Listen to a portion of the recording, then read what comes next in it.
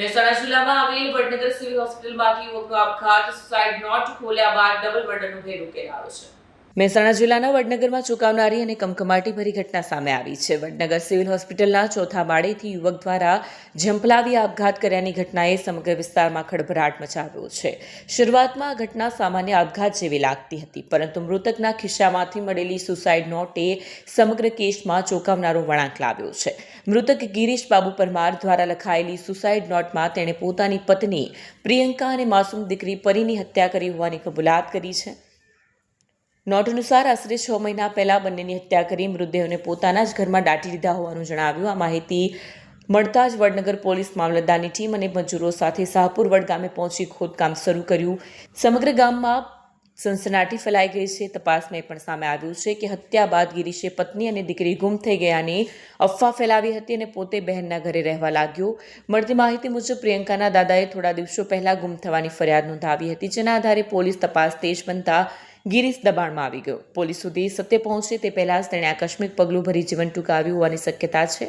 ગિરીશ હીરાના કારખાનામાં કામ કરતો અને 4 વર્ષ પહેલા પ્રેમ લગ્ન કર્યા. આ ઘટનાથી પરિવારમાં શોકની લાગણી છે.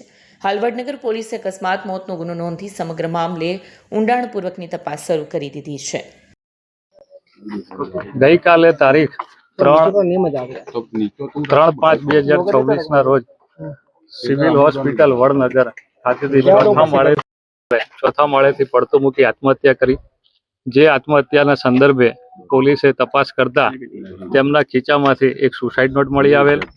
જે સુસાઇડ નોટમાં તેમને તેમના ઘરની બાજુમાં આવેલ ઘરના છેલ્લા રૂમમાં તેમના પત્ની તથા તેમના દીકરીને મારી નાખીને દાટેલ છે એવું તેમને જણાવેલ.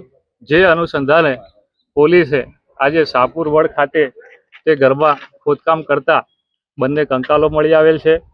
તપાસની આગળની પ્રક્રિયા હાલ ચાલુ છે. સાહેબ, કારણ કઈ જાણવા મળ્યું કેમ હત્યા કરી એવું? કારણ હાલ તપાસનો વિષય છે. પ્રાથમિક દ્રષ્ટિએ પારિવારિક કોઈ કારણ હોઈ શકે, પણ આગળ તપાસમાં જે ખુલશે તે રીતે જણાવીશું. યુવતીની ગુમ થયાની જાણવા પણ નોંધાઈ છે. કેટલા સમય પહેલા નોંધાઈ હતી? જી, આજથી 15 દિવસ પહેલા યુવતીના પિયર પક્ષે એમના દાદાએ જાણવા જોગ નોંધાવેલી અને જે જાણવા જોગના અનુસંધાને પોલીસે તપાસની પ્રક્રિયા હાથ ધરી હતી.